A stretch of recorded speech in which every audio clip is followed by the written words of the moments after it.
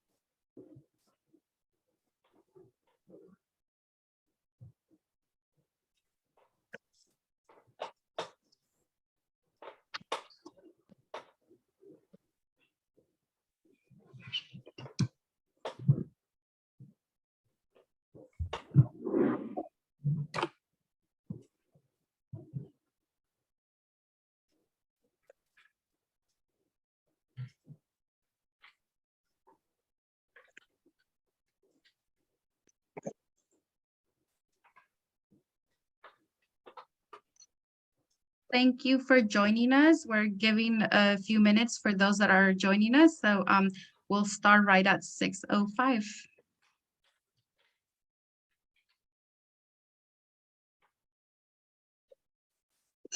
Or 5:05, sorry.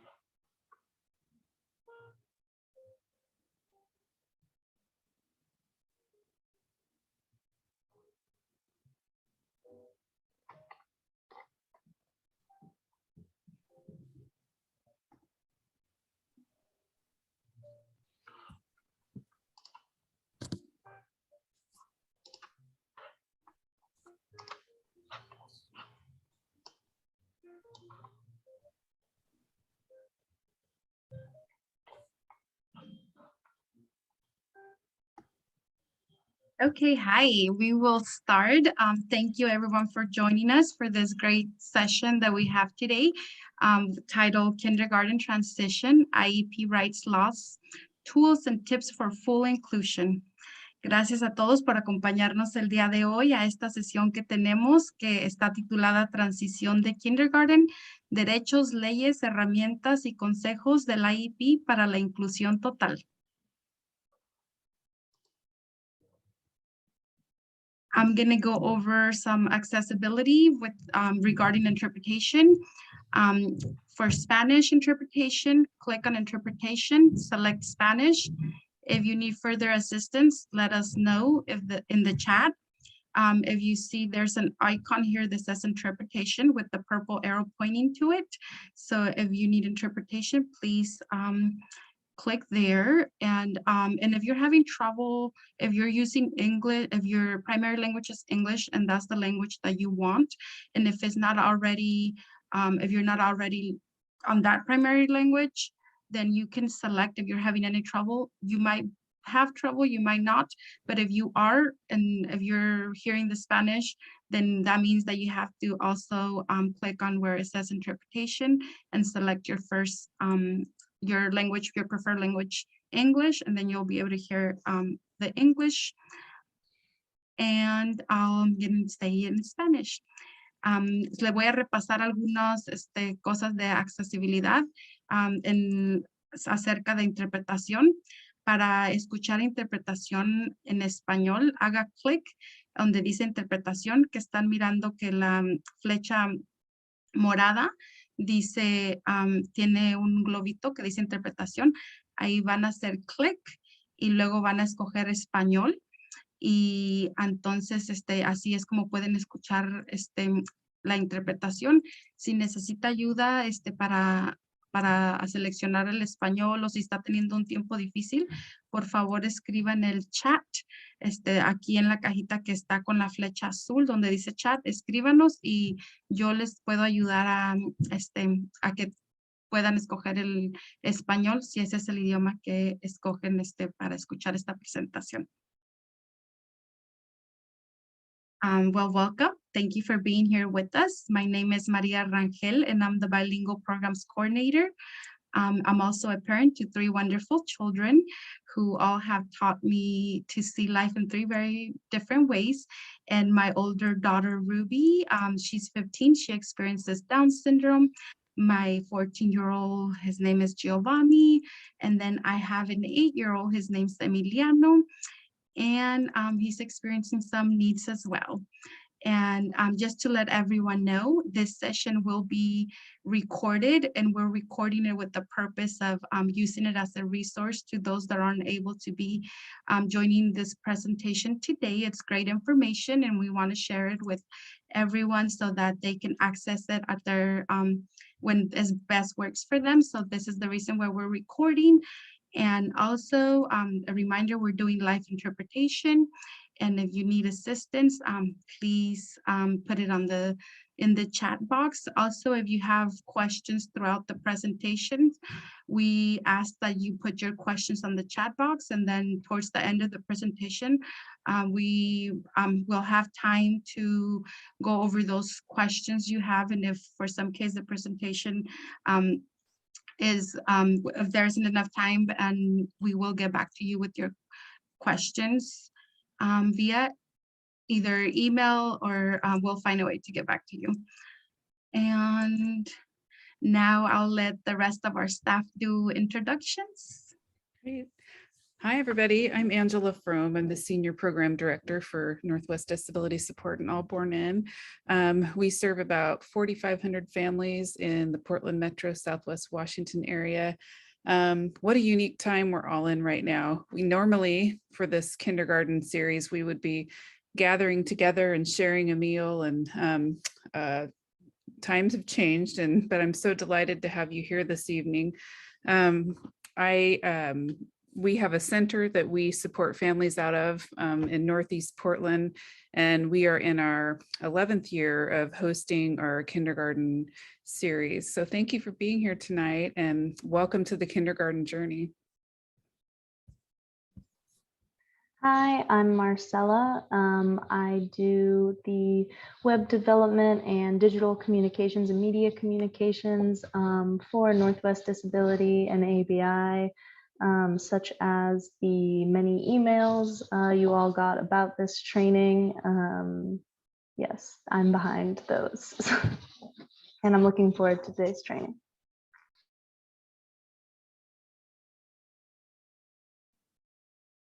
I'm not sure if Joycey has joined our the session or not. Joycey, are you there? She might not still have joined the session, but Joycey Sadao is our community outreach coordinator, and I'll pass it on to Shelly.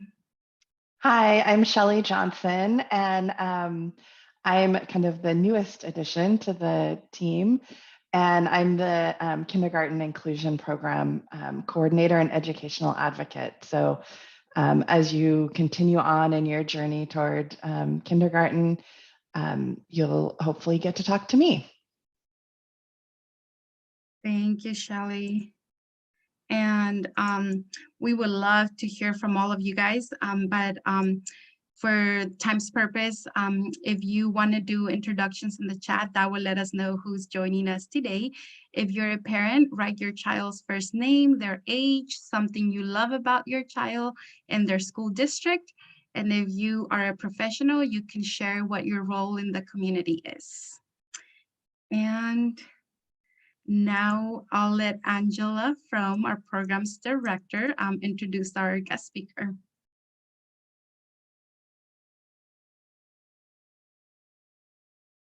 You're muted, Angela. Oh, sorry. Hi, I just would like to introduce Chris Shank. Chris is one of our most dear partners that she's been alongside us now on our kindergarten journey for, gosh, over 10 years, and has shepherded in hundreds of families as they navigate the kindergarten experience. Chris is an attorney with youth, oops, move my screen here. With Youth Rights and Justice Schoolworks program. Chris has been one of our key presenters at the All Born In Cross Disability Inclusion Conference. And she just really has a passion and a soft spot for the kindergarten families that come through our program. And she, has kindly shepherded families and asked questions, answered questions and been a support as they've navigated their journey, and just really brings a really vital piece to our team. So I just wanted to thank Chris for taking the time to be with us this evening, and I will turn it over to her. Thank you, everyone. Thanks for coming tonight. I'm going to share my screen. Okay, hopefully you can all see that.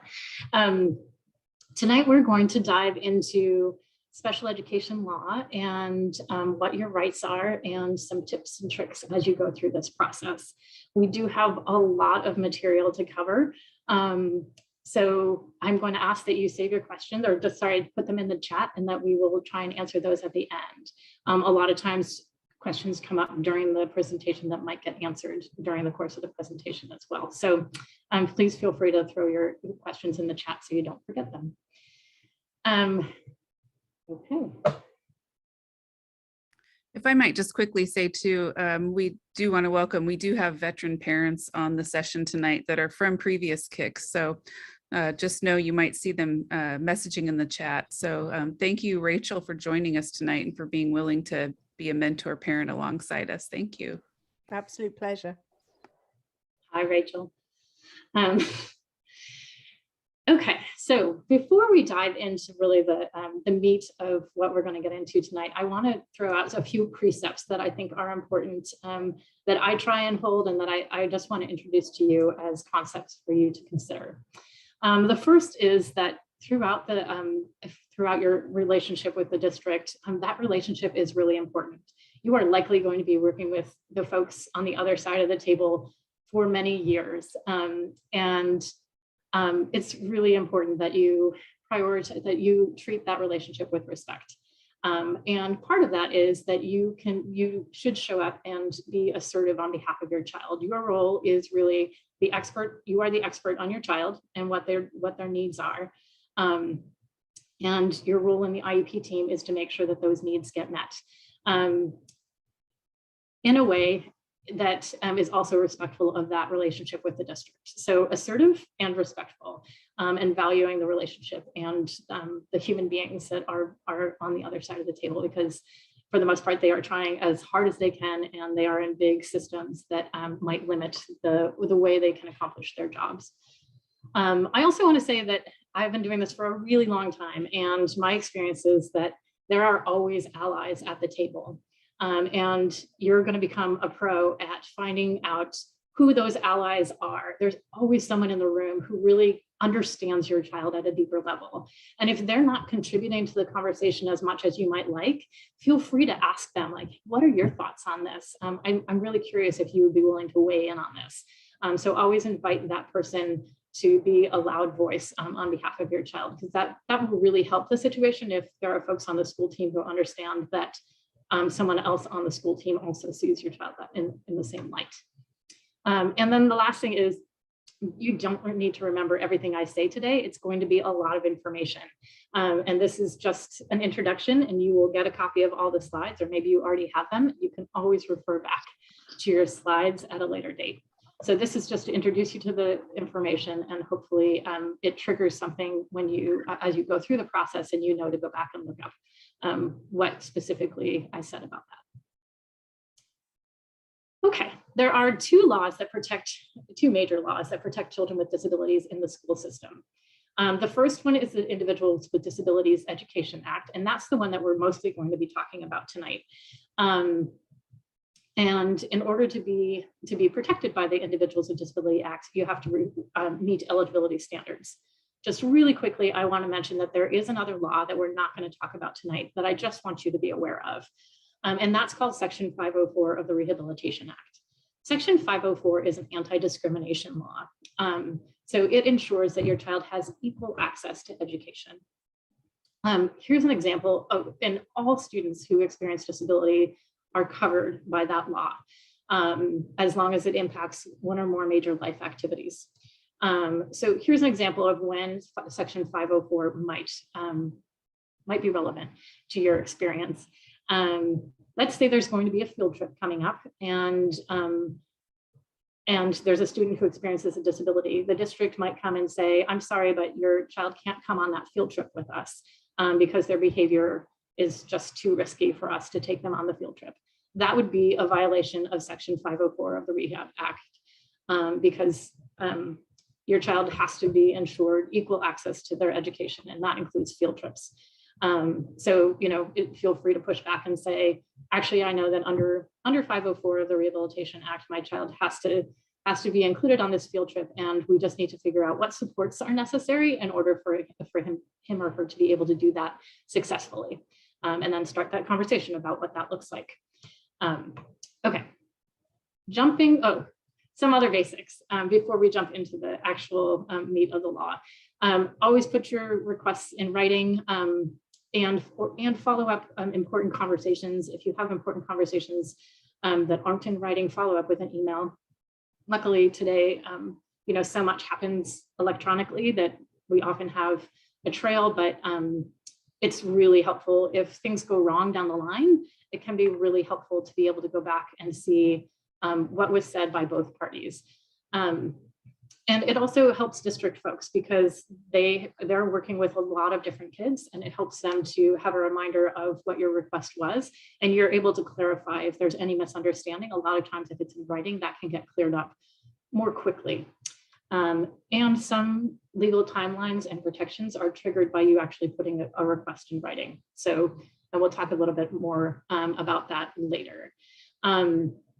I also want to say that if you're hitting roadblocks at your building level, so if your IEP team is giving you information that you think isn't in line with what we might talk about tonight, or you're just having trouble with that communication at that level, always include a district level person as your next step, because a lot of times building level folks, like particularly principals might not be fully, some of them are very well versed in special education, but some of them aren't. And there's always someone at the district level who's called either a special education coordinator or a special education program administrator or director, or they might be called special services or student services. But at any rate, there's someone at the district level who oversees all of the special education program. And it's their job to make sure that that the program is doing what it needs to meet the needs of the children in their district. So oftentimes, if you loop somebody in from the district level, that will really help the process along. Excuse me. The other thing that I want you to be aware of is what's called prior written notice, or the prior notice of special education action. And I'm just going to skip through and show you what that looks like. This is the form here. I hope everybody can see it. It's big enough on the screen. It will look something like this. Different districts have different forms, but here's how this works.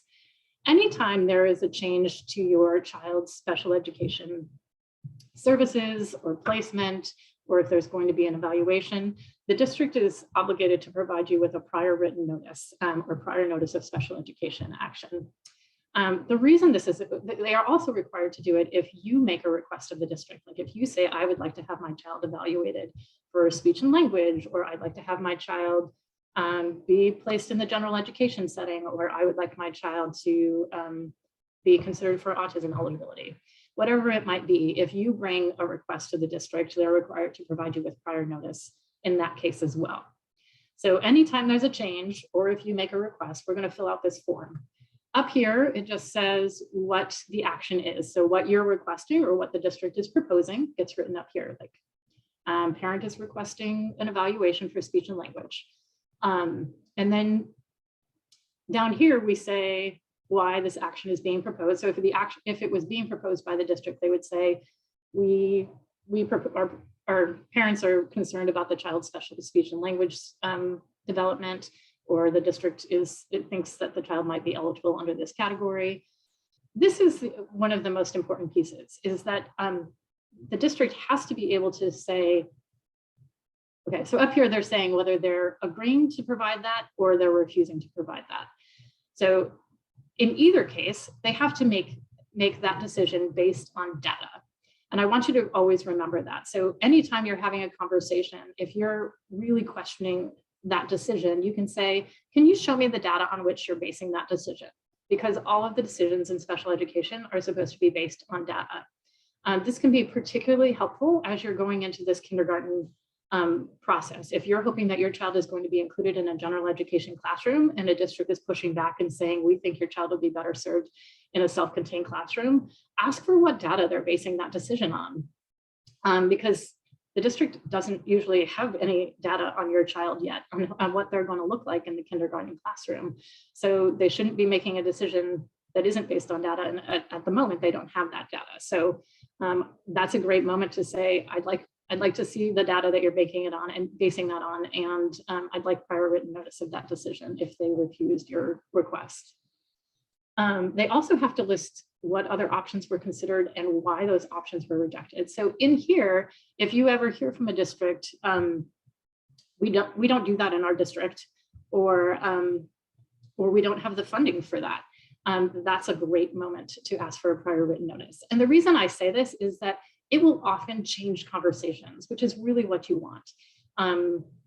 Because the district will then say, oh, you're right, I can't write down on this piece of paper that we don't have funding for that, because that's not allowed under the law. Districts cannot refuse a request based solely on funding. So it's a great time. It will really change that conversation. The district will come back and take another look at what service you're requesting and say, well, maybe we actually could provide that. I've had it work a lot of times, that it will just change the conversation and move things along. Okay, so tonight, the rest of the evening, we're really going to walk through the special education process. When a student with a disability walks through the classroom, walks into the school, what happens from beginning to the time that they have an IEP in place. The very first stage of that process is that the child will be evaluated. Many of your childs may have had evaluations if you're already involved in early childhood special ed. they have probably already had an evaluation process, and your new district may or may not initiate new evaluations. So we're still going to talk about the whole process, just so you're familiar with it and you know what your rights are. Under the law, an evaluation is defined as any procedure or test or observation that's used to determine whether the child has a disability and or the nature and extent of the child's special education and related services needs. So anytime there's a test or an observation being done for one of these reasons, then all of the following rights that I'm about to explain to you apply. Okay, the biggest one is that anytime an evaluation is going to be conducted, the district is required to get parental consent. For any evaluation in Oregon, it's any evaluation or reevaluation. What does parental consent mean? It means that you are fully informed of all information that's relevant to the activity for which consent is sought, and that should be provided in your native language or other mode of communication. You understand that information and you agree in writing to carry out the activity. So what this means is that you need to ask questions.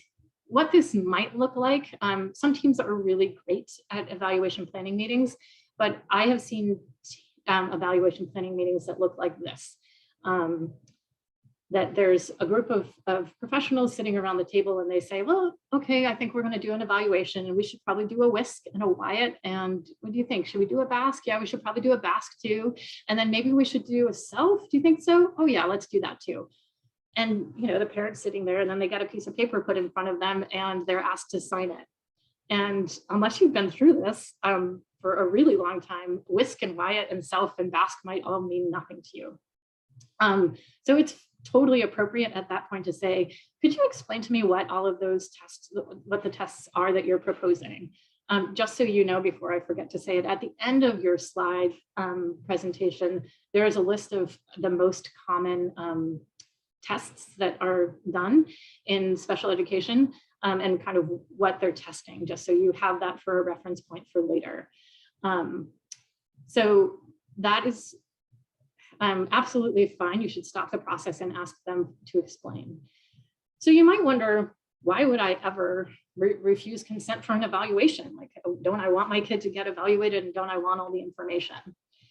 Well, one of the evaluations that districts will propose on a regular basis is an IQ test or a cognitive test. It's called both things. And those can be controversial, and some parents might not want their child to have an IQ test completed. And here's why. An IQ test really, it boils down to a number, and it's a number that represents one day in a child's life. And that number can actually limit the big dreams and goals that you have for your child. And we do know now that IQ tests are not always accurate. And I certainly wouldn't want a number defining me from a test that might not even be accurate, telling me that I can't learn to do certain things, which could be how that plays out. I will tell you that I was in a meeting just yesterday. I was in an IEP meeting for a student who came into foster care I guess 9 months ago, but 5 months ago, he moved in with his relatives. And when he moved in with his relatives, they did an IQ test, and that child scored a 48 on his IQ test. For folks who aren't familiar with IQ scores, 48 is very low. 70 is considered is somebody who qualifies for intellectual disability, anything under 70. And a 48 would be significantly below that. Normal range is 85 to 110, I think. Anyway, at any rate, this student definitely scored lower than that. We had our IEP meeting yesterday because that student, after being with his family for 5 months, had met all of his IEP goals. He has learned more than 150 sight words. And the teacher said to us yesterday, she fully anticipates that within the next couple of years, he will be up to grade level in most areas. She really thinks that he is just going to be able to go into the gen ed classroom full time very soon. Now, looking at his IQ test, you never would have guessed that the student would be capable of that. So I just am throwing that out as an example. It's just one student and it's anecdotal, but there are times where an IQ score just can't capture what that student is actually capable of. So that might be a time that you would want to not consent to an evaluation. I will also say, I would say there's so many varying factors in that, right? And it's not a true picture of what a child can or can't do. It doesn't give you a snapshot of their strengths and talents. And like you said, it changes day to day. And there's also like, well, did they like the person? Did they have a good breakfast? Are they tired? Are they, there's so many things involved in that. And like you said, Chris, there's so many better ways and criteria that people are going to be able to choose to have those needs met and be eligible. Yeah, absolutely. And we will go into how you can find a child eligible without doing an IQ test in just a few minutes. And it's also fine. So it's fine if you get a copy of that consent to evaluate and you decide you want to take it home and do some research on what the different evaluations that they're proposing are. Just try and get it back to the district as soon as possible, because the evaluations can't begin until that parental consent is in place, and evaluations can take a long time. And the other thing is that you should know that you can refuse consent for individual tests on the, a lot of times it'll come all on one form, and you can definitely tell them, I would like you to do this, this, and this test, but I don't want you to do that one, just so you're clear. Okay. Evaluations have to be, in Oregon, they have to be completed within 60 school days of the date that you sign that parental consent form. That's a really long time. So when if you're requesting an evaluation from the district, make sure that you ask for them to give you a parental consent form within, say, 5 school days. You don't want a lot of time lagging between when you make the request and when you get that consent form signed, because that's time that your child is going without services that they might be qualified for. Okay, at the end of the evaluation process, the evaluator prepares a written report with the results of the evaluation, and then that you meet as a team and you go through the evaluation results. All of that should be explained in terms that parents can understand. When you get this it's really nice if you can ask for the evaluation report to be sent ahead of time if it's ready, because then you get a chance to read through it and you can highlight areas that you don't understand. But they're not legally obligated to provide it to you ahead of time. It's just nice if you can get it. But even if you're going through it during the meeting, make sure everything's being explained to you in ways that you can understand. So if they're talking scale scores and raw scores and percentiles, and you don't know what any of that means, just say, can you explain that in a different way? Because I need to understand where my child is scoring and whether that means they have needs in this area or not. Okay. For any time you have an independent evaluation conducted, let's say you have a private speech therapist or an OT or someone who does an evaluation that you get paid for through insurance or that you pay for personally, you can always bring that evaluation to your IEP team. If it was conducted by a qualified professional, then it has to be considered by the IEP team. In addition, you have the right to request an independent evaluation at district expense if there's an evaluation that the district has conducted that you disagree with. So you can either pay to have one done or have your insurance company pay, or you can request that the district pay for it if there's one that they did that you disagree with. With the first type of evaluation, you get to decide whether to share that with the district or not, right? Like you paid for it, you get to decide what happens with it. With the second one, obviously the district is going to get a copy of that because they paid for it. So that is, they will absolutely get the results of that. So if you're not sure whether you're going to be happy with the outcome of the evaluation, you might choose if you can, to get one paid that you pay for individually. What that looks like is the district will give you a list of potential evaluators who do it in your area, who do that kind of evaluation in your area. You're not obligated to choose somebody off of that list.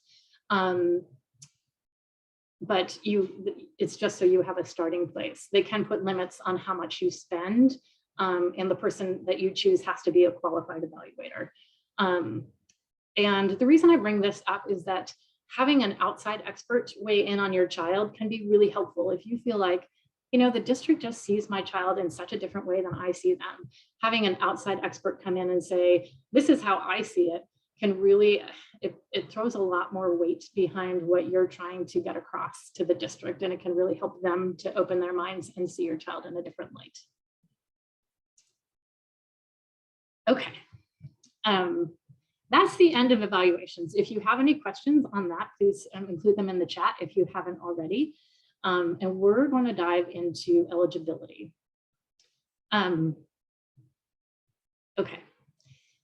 We've done all of these beautiful evaluations. You actually agree with all of them. It's really a great evaluation. And we're ready to sit down and talk about whether the child is eligible for special education. In order to be eligible under the IDEA, the child has to, there are kind of 3 different steps. You have to look at a disability category, and the child has to meet the requirements of the disability category. In addition to, even if they meet all of those requirements of the disability category, you have to be able to show that that disability has an adverse impact on the child's education. So if you have a child who has a disability, or they've been diagnosed by somebody outside of the school, but the child is functioning perfectly well in the school environment, then they might not be eligible for IDEA. They might still be eligible under Section 504, but they might not be eligible under IDEA. I will say that Congress has made it really clear that they want education to be looked at holistically. So that's social, it's functional, developmental, behavioral, and academic. So you shouldn't hear from a district, we only put kids on IEPs if they have academic issues. And that we still hear that fairly frequently. If your child is just struggling behaviorally, they can be eligible for an IEP. In addition, because of that adverse impact on their education, they need specially designed instruction. So all 3 of those prongs have to be met in order for the child to be found eligible. Okay, so what are these disability categories? Here they are. There are 12 different disability categories under the IDEA that Congress has laid out. We're going to talk about a couple of them pretty quickly. But the first is development that I want to touch on is called developmental delay. That category, many of your children might have been found eligible for that category in ECSE. We now have that, that category extends through the age of 8 in school age. So you can continue that category for a couple of more years. Sorry, that eligibility. You can continue your eligibility for a couple of more years under developmental delay. In addition, you'll see down here, intellectual disability. I'm going to talk a bit more about that in just a second. So each one of these disability categories has its own set of criteria that the student has to meet in order to be found eligible under that category. In addition, each category has its own set of evaluations that have to be conducted in order for the student to be found eligible. For a student who, if you're looking at intellectual disability as a category to be found eligible under, one of the evaluations that's required is an IQ test. So if you do not want your child to receive an IQ test, just know that you're going to be looking for a different eligibility category to use to find your child eligible under. So you don't want to have that IQ test.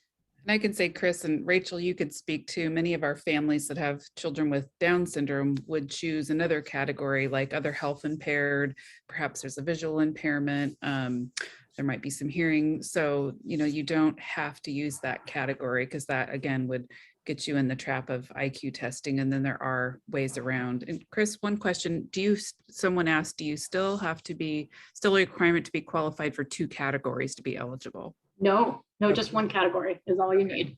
Great. Yeah, absolutely. The one thing I remember getting pushback on was that they would say they needed to test the one that was the most impacting, you know, that would be the pushback for them wanting to do the IQ test.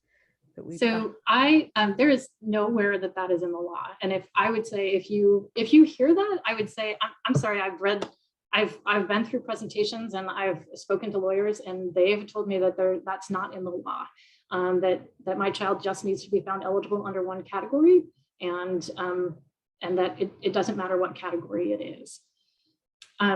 So you can look at this link that I sent out, or you can just Google ODE school age sample forms. But that tells you what the different requirements are for each type of disability. Wait a second, there was something I was going to say about evaluations that just came up. Oh, I know, I missed this when we were talking about evaluations. The district is required to evaluate a child in all areas of suspected disabilities. Oh, it's coming up. However, you have that right to refuse consent for an evaluation. So it's true that they are obligated to offer you all of those evaluations, but you also have the right to say, no, thanks, I'm not interested. I appreciate that you had to do that, but I'm not interested in this particular one. Okay, so we are actually going to run through what an eligibility under other health impairment would look like, because it's such a great category. It's my favorite. It's very easy to be found eligible under other health impairment, and it really doesn't hold much stigma. It doesn't have much stigma attached to it. So it's why I just think it's a great one to run through. So basically, in order to be eligible under other health impairment, you need to get a statement from a medical provider that says that the child has a condition and that condition is permanent or expected to last for more than 60 days. That should be pretty straightforward for most situations. And then this area, number 3, we look at, this is where the school district is going to say, these are the assessments that we need to do in order to determine that disability has an impact on the child's education. Now that is not a cognitive test because they don't need to, that's not going to show them the impact on the student's disability. That's an achievement test. They're going to look at, and they can just do observations for this as well, but it's just looking at how does that disability play out in the school setting. So are we seeing it academically? Are we seeing it behaviorally? And they can write whatever assessments they're doing or that they completed in order to show that there has been an impact in the school environment. So then you go down here, the student meets all of the following criteria. And this is kind of a mouthful, but I'll explain it in a second. The student exhibits limited strength, vitality, or alertness, including heightened alertness to the environmental stimuli that results in limited alertness with respect to educational environment. So we're going to ignore the end of the sentence for a minute. The student exhibits limited strength, vitality, or alertness. You can see a lot of kids would fit into that category. Sure, thank you. The student exhibits limited strength, vitality, or alertness, including a heightened alertness to environmental stimuli that results in limited alertness with respect to the educational environment.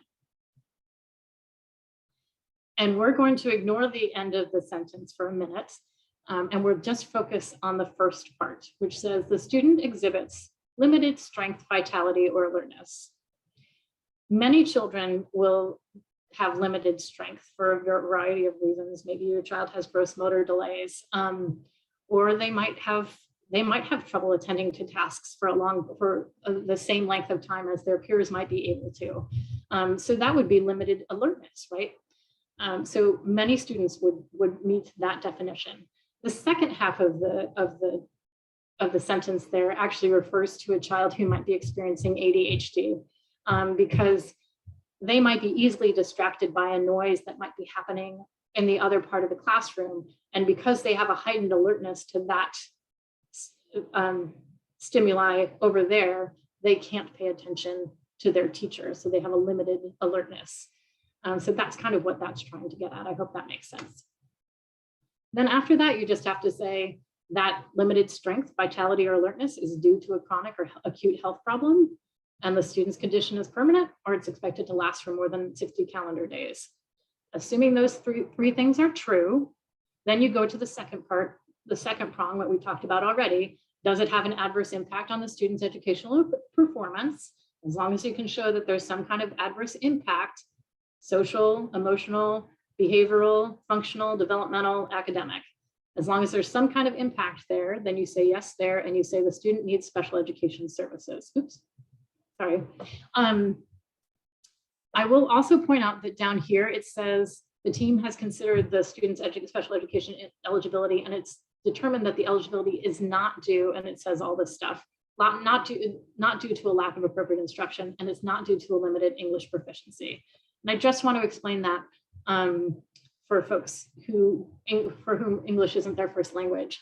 So we want to make sure that we're not making a child eligible for special education who is actually just not as fluent in English.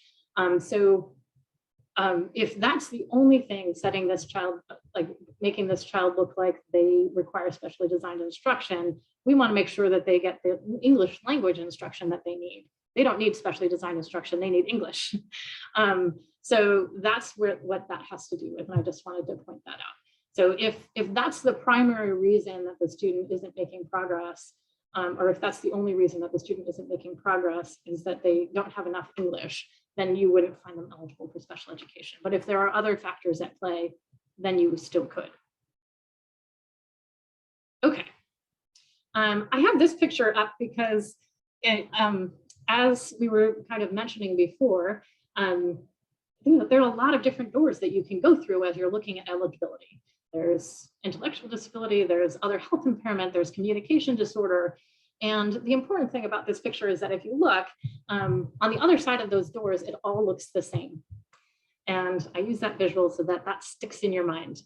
Because once a student is found eligible for special education under one category, all of that student's needs have to be addressed, regardless of whether that need is typical of a student from that category. So if you have a student who has a specific learning disability, you might not think that that student should have behavior needs. But if that student starts having behavior issues in the classroom, you have to provide specially designed instruction around behavior because that's the need that the child is presenting. Whether that's usually associated with that disability category or not, you still have to meet all of that child's needs.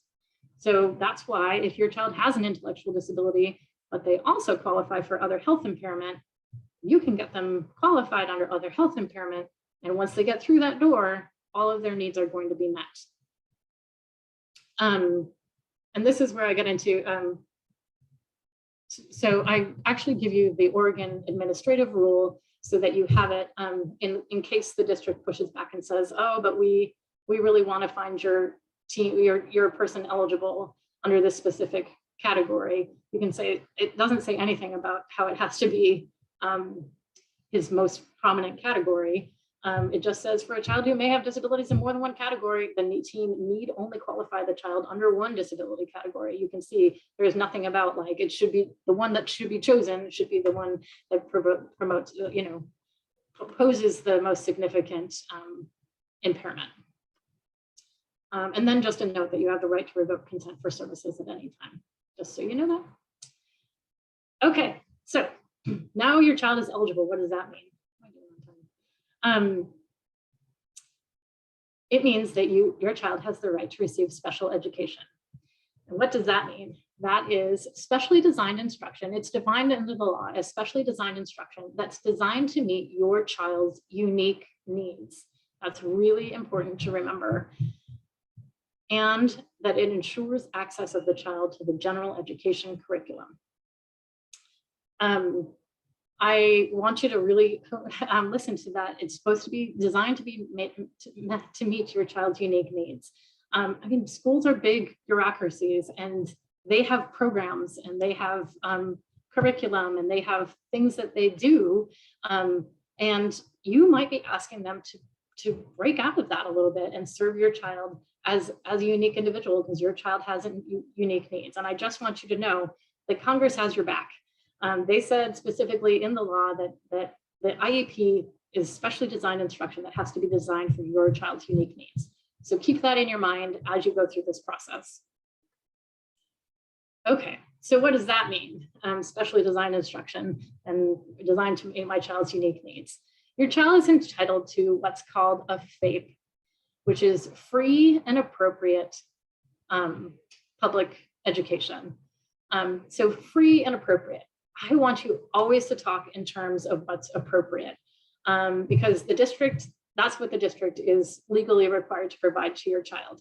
Of course, you want what's best for your child, but I want you to try and get used to that. That goal doesn't sound appropriate to me. I don't think that placement is appropriate. And just try and get that into your lexicon, and just get used to saying, like, I would propose this goal because that one doesn't sound appropriate. So what does appropriate mean?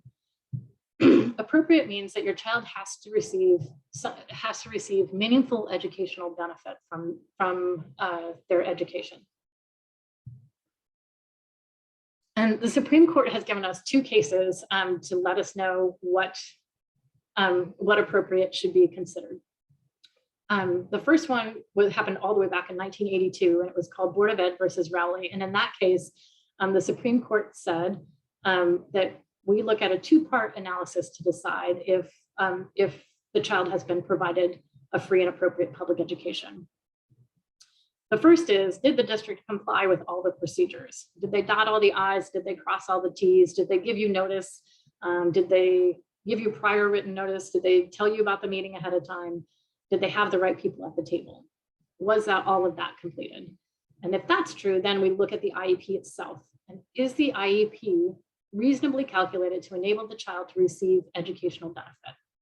The important thing to know about this case is that the child who was the subject of the case, she was actually above grade level. So this was a case where the child had a hearing impairment, and she was receiving an FM device, which is like a speaker. That's what the district was providing for her. And the parents really wanted her to have a sign language interpreter. And the district said, we're not going to provide a sign language interpreter because we don't think we have to. And it went all the way up to the Supreme Court, and the Supreme Court said, this kid is already above grade level. We think that what the district is doing is enough because she's above grade level.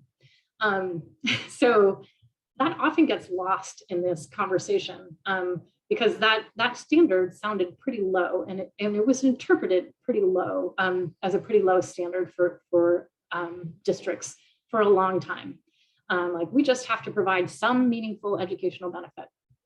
But in 2017, another case went up to the Supreme Court. And in that case, it was the Andrew F. decision. And in that case, the Supreme Court said, a school must offer an IEP reasonably calculated to enable a child to make progress in light of the child's circumstances. So we look at this unique child, and we want to make sure that every child has a chance to meet challenging objectives. So that includes your child. You should be able to have challenging objectives for your child to meet. And that might mean they're in the gen ed classroom and they're trying to make progress towards their goals, surrounded by all of their general education peers. That could be a challenging objective that your child is entitled to receive under Andrew F. And they also went on to say, for most children, a FAPE will involve integration in the regular classroom. A focus on the particular child is at the core of the IDEA. Okay, so what does all this mean? We're going to write an IEP that takes us from the present levels, where your child is today with all of their different skill areas, all the way to meeting his or her goals. And if the IEP that we write does that, then it's considered a free and appropriate public education. So we look at the whole picture. Does it look like it's going to get you there? And then we look, are the goals ambitious enough? Because maybe it would get you there, but the goals aren't very ambitious. And we want to make sure that kids have ambitious goals now under Andrew F. So does the IEP offer access to instructional strategies and curriculum aligned to challenging state academic content standards? So, and that has to be unique and individualized. So this is all really great stuff that has come out really recently. And I just it's very exciting for special education nerds. Okay, before we dive into what happens at the IEP meeting, I want to give you a few tips. I would always ask for a draft copy of the IEP before the meeting. And I always phrase it in terms of, I'm kind of a slow reader. It'll give me time to read it through it and digest it, and it'll make our meeting go much quicker. They're not legally obligated to provide you with a draft copy. They might not have it ready before the IEP, and they're not legally required to. But if they have it ready, they'll probably be happy to give it to you so you can read through it. And then you get to just sit down at your kitchen table and take your time and go through it piece by piece. Always bring someone with you for support. I mean, it's a little bit different now because we're on Zoom, so it's not, I don't know, it's different. I don't know whether to say it's not quite as intimidating, but I know it was always really hard to walk into the room with a whole bunch of people who have a whole bunch of degrees behind their names. And, you know, to be the parent who is absolutely the expert on their child and who might have a whole bunch of degrees behind their name, or they might not. But it's always helpful because talking about your kid is an emotional thing. I mean, I don't know about you, but I can never talk about my kids without getting emotional. So having somebody there to give you support is really important, even if they're just there to take notes. Go in remembering that you're an expert on your child. Go in remembering all of the big dreams and family vision that you have that you're going to work through with the other parts of the kindergarten inclusion cohort. And then I would say become familiar with the kindergarten benchmarks, and we'll talk a little bit more about that in a minute. But it's really helpful to know what are kids in the general education kindergarten are going to be working on, because you want your child's goals to align with those, with what they're doing in the gen ed classroom. And I also say, think about what skills you would like your child to learn at school versus what you would like to teach them at home. So if your child is going into 4th grade and they don't know how to tie their shoe, it might be time for you to say, I'm just going to try and teach them that at home, because they're not going to be learning how to tie shoes in the 4th grade classroom. And if you want your child to have that particular goal on your IEP, that means they're going to be pulled out of the classroom in order to learn that skill. So, and that's just an example, but that translates to lots of different things. Also, I want to hit that you probably don't want a toileting goal. And I'll probably let Angela touch on that more later, or someone else but toileting, have a toileting goal on their IEP. A toileting protocol is totally appropriate. But having a goal around toileting is probably not what you want to have. And I'm not going to speak much more than that, but I just want to make sure that I at least say that much. So think about what skills you would like to have your child learn at home. Also, you might have the most amazing IEP team, and I really hope you do. Assume that you can move tomorrow. So that team might know your child inside and out, and they know all the tips and the tricks, and you totally trust them, and that's awesome. That teacher could move away tomorrow. And if you don't have all of that documented, like all of the cool stuff that she does with your kid that makes it such a special relationship, then that all moves with her. Or you could move tomorrow. So just make sure that all of it, as much of it is documented as possible. And you can frame it in those terms, like, I'm not planning on moving anytime soon, but you never know. I just want to make sure that all of this great stuff is documented on the IEP. If it's not listed on the IEP, you have no guarantee that it's actually going to be provided, and the district isn't legally obligated to provide it. So that's the other reason to make sure it's documented on the IEP. I'm not saying that they're not actually providing it. I know schools do a lot more than what's listed on the IEP, but to the extent that you can, get it written down so that you have that as a backup. Oh, and it's okay to take a break during the meeting if you need to. I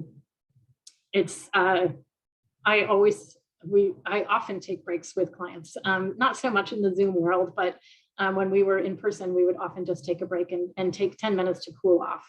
I will also say it is very appropriate that if you are running out of time to say, we need to schedule another meeting. Don't let it get rushed. But I'm going to talk more about that when we get to placement. Okay, you can request an IEP meeting at any time. The meeting has to be held at a mutually agreeable time. So not in the middle of the night, but other than that, you should not be worried about getting disciplined at work because you have to keep going to IEP meetings. You can tell them, like, hey, we need to accommodate my work schedule.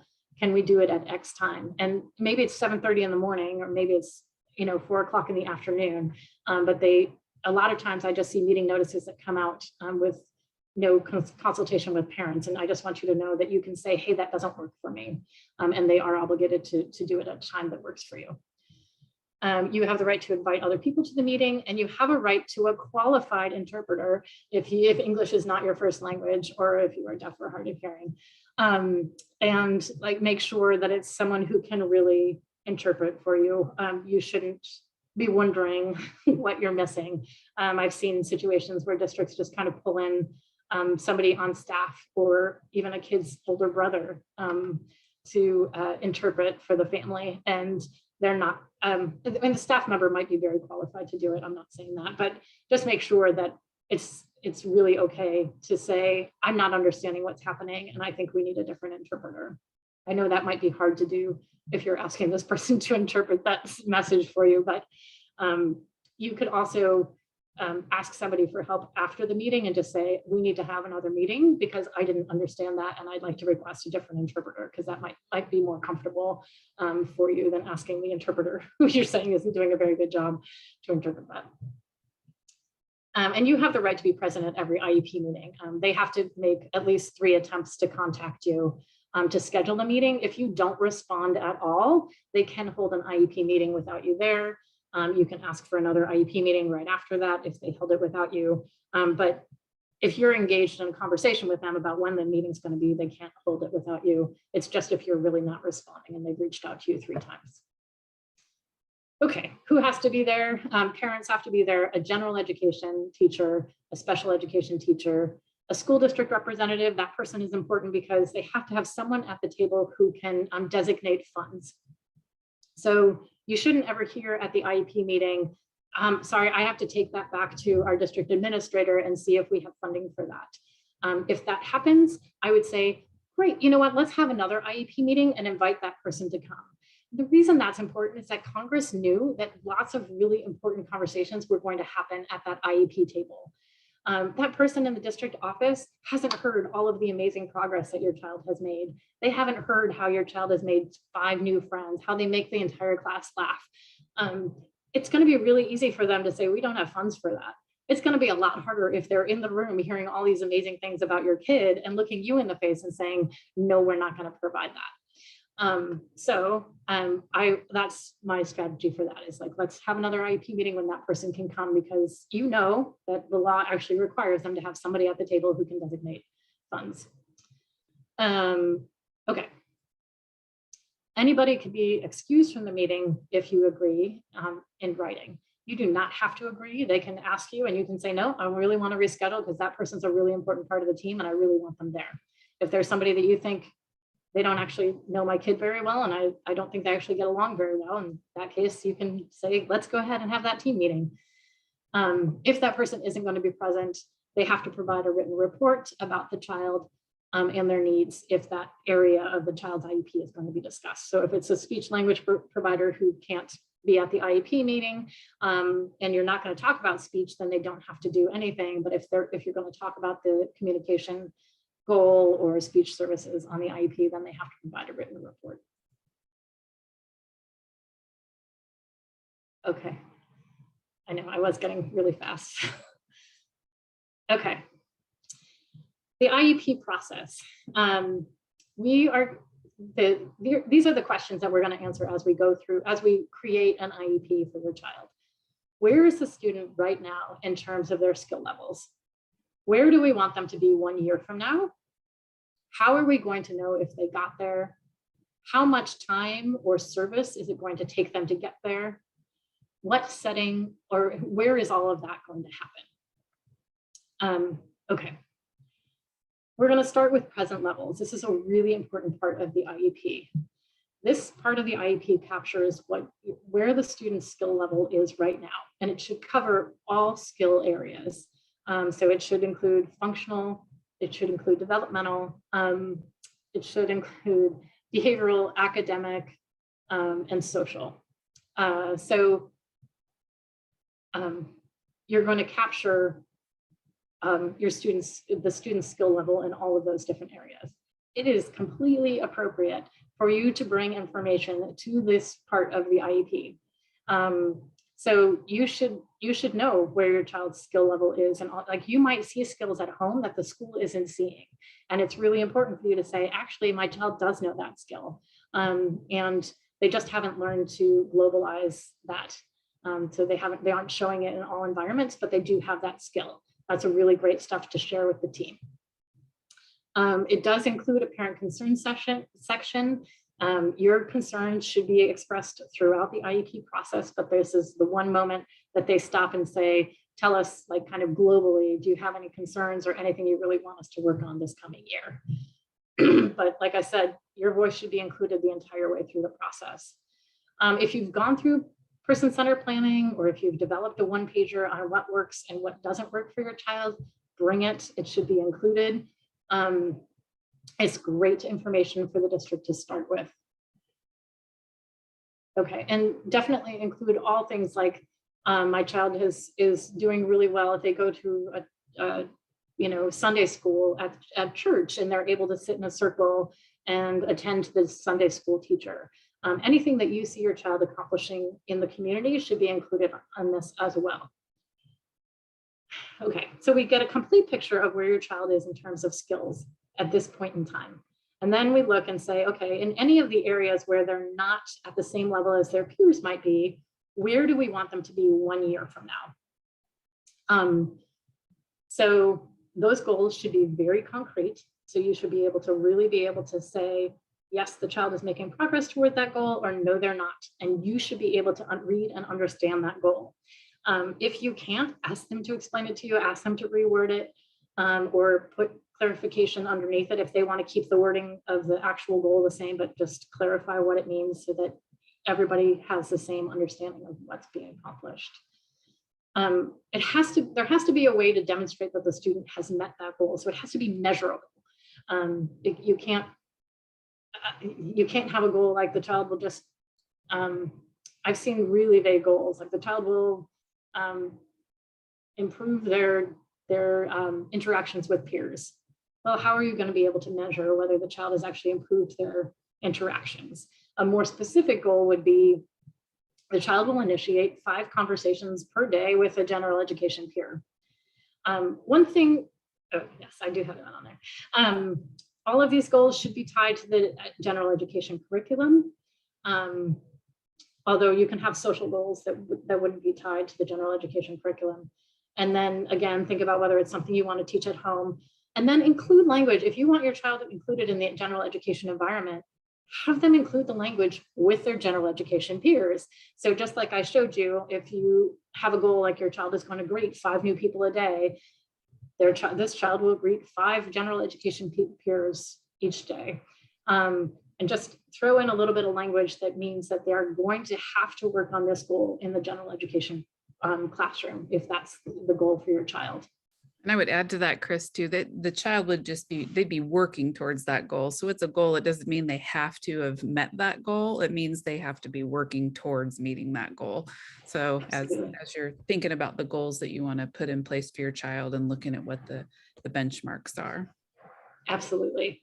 Yeah, absolutely. We're also going to look at how are we going to know if the student got there. So on the goal page of the IEP, they will have criteria and evaluation procedures. So they'll tell you, you should receive progress notes on your child's goals at least as often as report cards come home. So usually that's 3 to 4 times per year, usually 3 in elementary school, I think. That you should be getting progress notes like, yes, my child, your child is 1/3 of the way to the goal or half the way to the goal. And that's really important. You want to really look through those, because if your child isn't making progress to any of your goals, that's a great time to call the IEP team back together and say, hey, can we look at why they aren't making progress towards this goal yet? Because you really want to be able to show that your child is making progress in order to maintain a general education placement. We'll talk about that a little bit more in just a minute when we get to placement. Again, these should be written in language so that you can tell whether your student is making progress. Okay, and then we're going to talk about how much. And this is a really important part of the IEP. It's called the services summary page. And at the top, For every area that we wrote a goal, an annual goal, we're going to say how many minutes of specially designed instruction does this student require to receive in order to make progress towards that goal. So if they have a reading goal and a writing goal and a math goal and a social goal, we're going to have 4 different lines under specially designed instruction, and we're going to say how many minutes the child needs specially designed instruction in each one of those areas. And this is where your math skills are going to be important. If having your child in the general education curriculum is an important value for you, you should know how many minutes your child is at school every week, and probably every day, because those the specially designed instruction will be like, we'll say 100 minutes per week. And in some districts, not in all districts, but in some districts, that number, that 100 minutes, is going to be the amount of time that they say your child is going to be pulled out of the general education classroom in order to receive that specially designed instruction. In some districts, they are used to pushing in, like a push-in model where they'll actually bring a special education provider into the classroom to provide the service in the general education classroom. But for a lot of districts, they're not there yet, and that minute number is going to be how much time your child is pulled out. So if you want to make sure, it's kind of a balancing act, because you want to make sure your child is getting the services that they need, but you also want to make sure you're not requiring them to do so many minutes of specially designed instruction that your child is being pulled out of the classroom for a huge chunk of the day. And you can absolutely write your goals in a way so that they are delivered in the classroom, right? So being sure you write a goal that includes a peer, that you write a goal that includes, right, things that get done in the gen ed classroom so that the pullouts don't happen. We're actually doing okay on time, I think. Do I have till 6:15? Yes. Okay, we're on to placement. So after you write all of these amazing goals and you talk about how much time it's going to take to meet those goals, and you come up with all your accommodations and modifications that we don't have time to talk about, we're going to talk about placement, which is where does all of this happen? And placement always comes at the end of the meeting, because goals and objectives drive the placement. So you have to write all of your goals before you decide where the placement is going to be. So that's an important piece. However, you often run out of time to talk about placement because it's at the end of the meeting. So I really want to encourage you, and I'll give you specific language, to say, you know what? I heard teacher so-and-so say that she needs to leave to go pick up her child from school, and I really want to be respectful of everyone's time, and it really looks like we're running out of time. I think it might be best if we schedule another time, because I want to make sure we have plenty of time to talk about placement. It's such an important issue. And find another time and have another meeting, because you don't want to rush this process. And that's where the language about being with age appropriate peers in the general education classroom, those goals being really specific about, how they're going to be met with who and what that looks like you right. talked about, Chris. Mm-hmm. Right. So that's, yeah, exactly. So that's why your goals and objectives are going to drive the placement. So when you write those goals, you want to include all of that language about peers. Placement is a team decision, and the team looks at the IEP goals and services and determines what the least restrictive environment in which those goals can be met.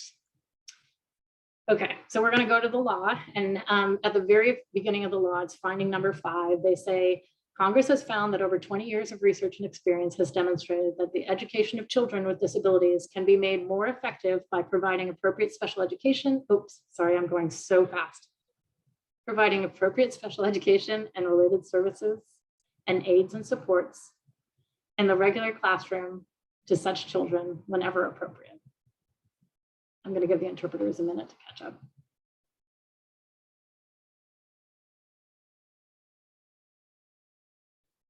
Thanks. Okay, so right there at the very beginning of the law, we see that Congress says this is really important. The best way for many kids to learn is to be in the general education environment. So we want to make sure it's so important to us. We want to put it right up front in the law. And they wrote an entire section of the law called least restrictive environment. And this is what it provides. It says schools must educate students with disabilities in the least restrictive environment to the maximum extent appropriate. This is the only place in the law that they use that word maximum. So it's a really big deal. They really want it to happen as much as possible. And they go on to say special classes, separate schools, those should only occur if the child's disability is such, the nature and severity of the child's disability is such that we can't educate this child in the general education classroom.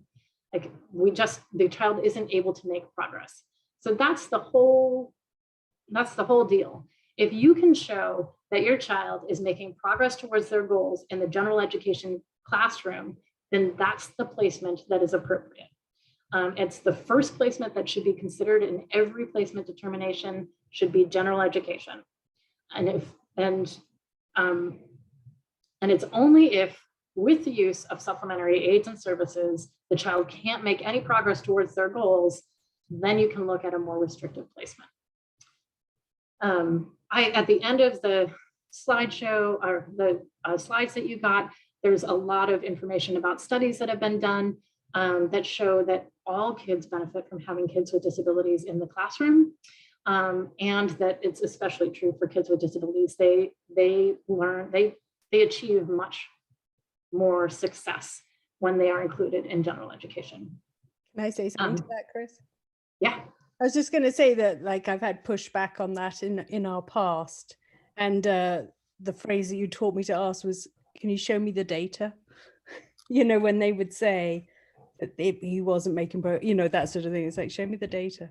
Yeah, show me the data, and yeah, show me that he isn't making progress. And I'll say that our kids are going to be in the community as adults, and so how does it help? How does it make sense to segregate them in school? And school is really all about opening doors to kids. I mean, it's all about opening up minds and opening up doors and opening up opportunities. So why would we start, especially in kindergarten, by closing off doors and saying, nope, this kid isn't going to get access to everything that the kids in the general education classroom are getting?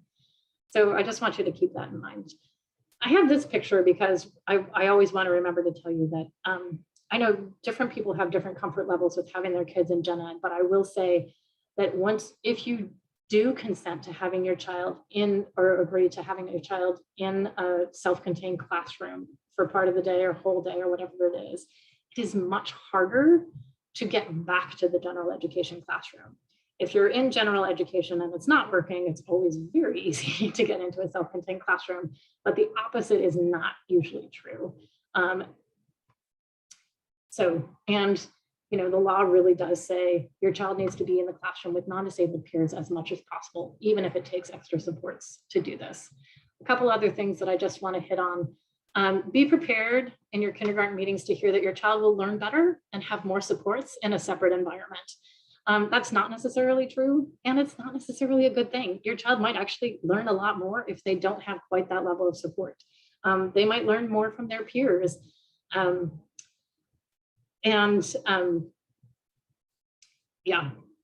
was going to say, you'll have 28 other teachers alongside you, and your student's going to teach them something, and they're going to say, hey, we're going to do this, or hey, we're not going to do that. We don't do that, we do this, so there's going to be that appropriate modeling, and everyone's going to be starting together. And then it's like, your child is part of that community. It's not like, oh, that's such and such, and they go to that classroom down the hall. They really aren't a part of our community. You just better be nice. But we're saying this, our children have a place alongside their peers. I also want to say that your child does not have to be at grade level to be included in the general education classroom. There is no expectation of that being true. Everyone shows up in kindergarten at all different levels. And not every child in that classroom is going to be potty trained, I guarantee you. So just know that as you go in. Also, I've heard a lot that your child will learn how to be a student in this classroom over here, and then we'll bring them over to the general education classroom.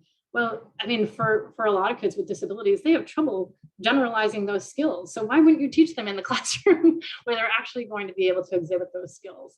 And so don't make it a two-step process. Let's do that education right in the classroom with all their peers, because they're going to have a lot of models around them doing it the way that they're supposed to.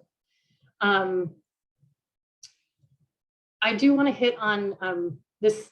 So the district can consider potential harmful effects and benefits to the child, quality and quantity of services that the child needs, and the educational impact on other students.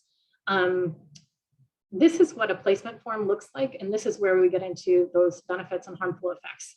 So the placement options to be considered, you always start with regular class with support.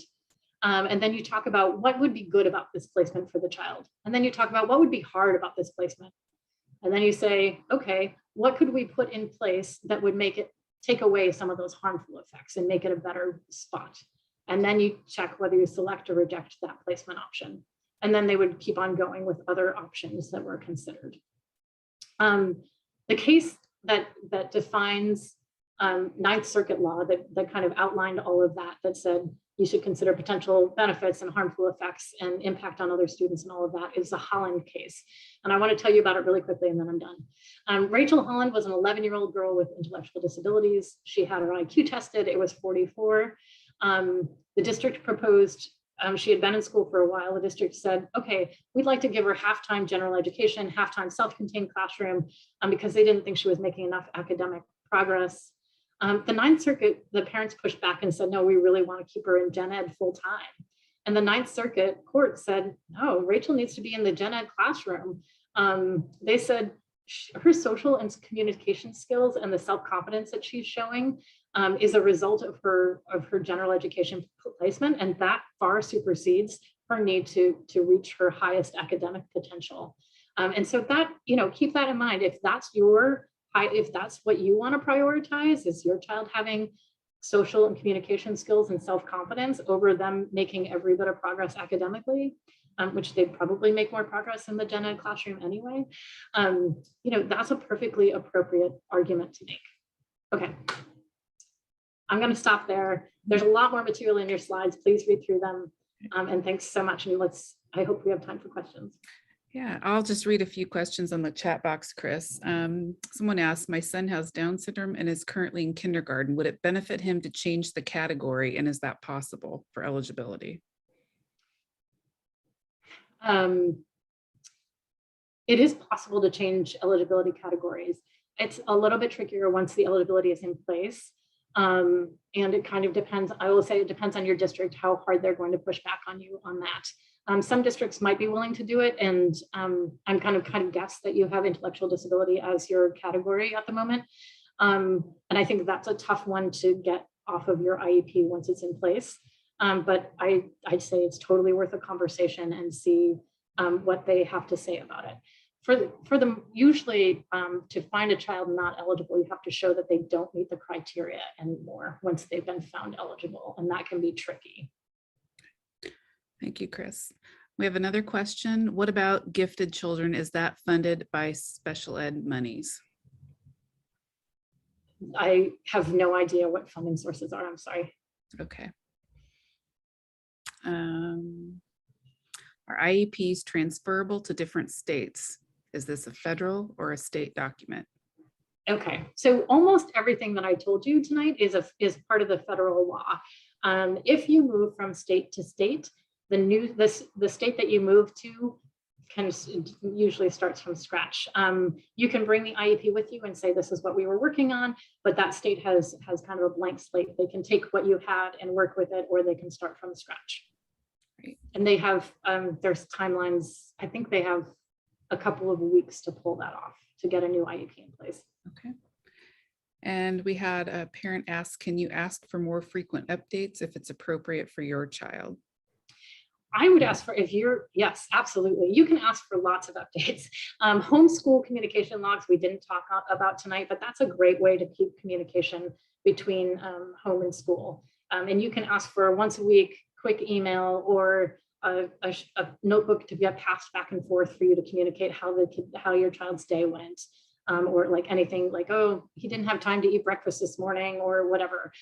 Just so your teacher has that information. It's a great tool. So yes, absolutely, you can get more frequent updates than that.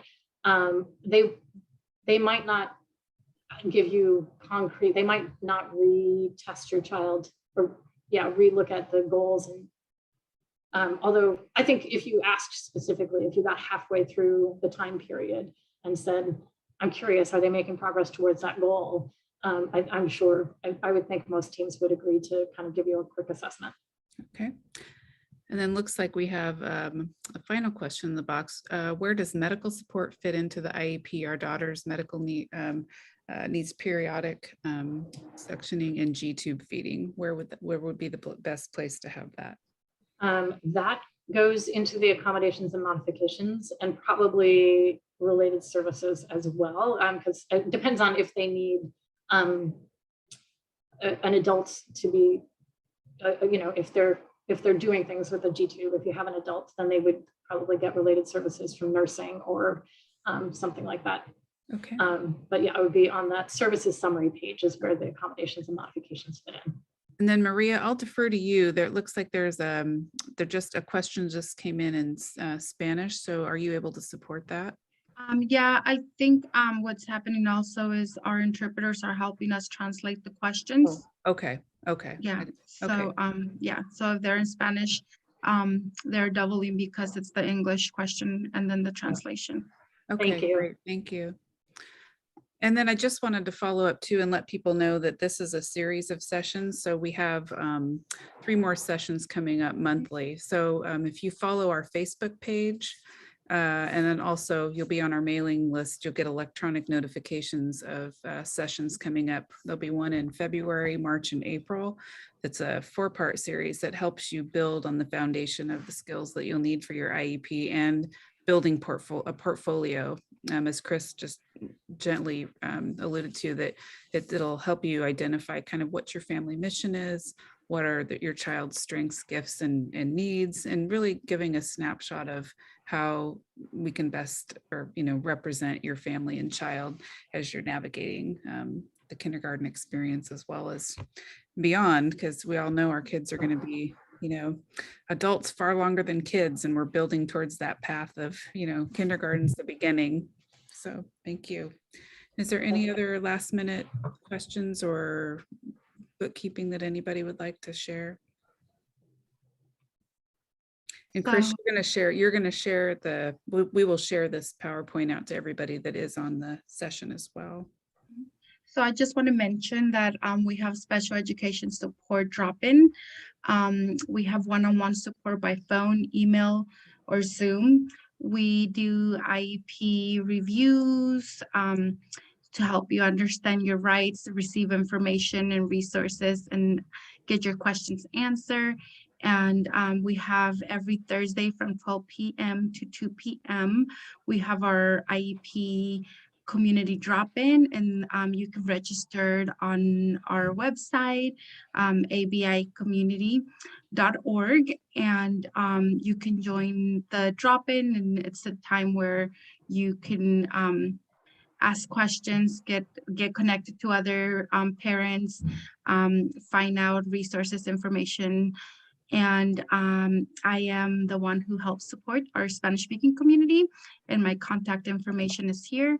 And Shelly, who recently joined our team, will be helping support those parents, every other parent, all the other parents. The training series that Angela was mentioning, here are some dates and titles, and we will soon get out our flyers. February 24th, 5 to 6:30, same time. How to use your goals in the IEP to drive success in an inclusive placement. Then our next one is March 10th, and it's on portfolios, partnering and joining the kindergarten dance, how to truly partner with your school team for success. And then April 14th, visual supports and communication that supports success in inclusive settings. And I just want to say thank you to everyone for joining us today. The presentation slides will be on our website, and also the recording of this training. I know that some of you were having trouble joining at the start time, so please check out, and we'll share it on our Facebook pages too, when we have that link up of this recording, so that if you missed any of the training, you can go back to and listen to it. And Thank you so much for joining us. If you guys have any additional questions, you can ask them. If not, stay in touch and take care. And a big thank you to Chris for taking her time to be with us tonight. Yes. Thank you yes. so much. Be Thanks well, for letting me everybody. present. It was Thank you, great to see Chris. you. Thank you so much. Hope to see you next month. Bye-bye. Bye. Thanks, Rachel. Thank you. That was fun.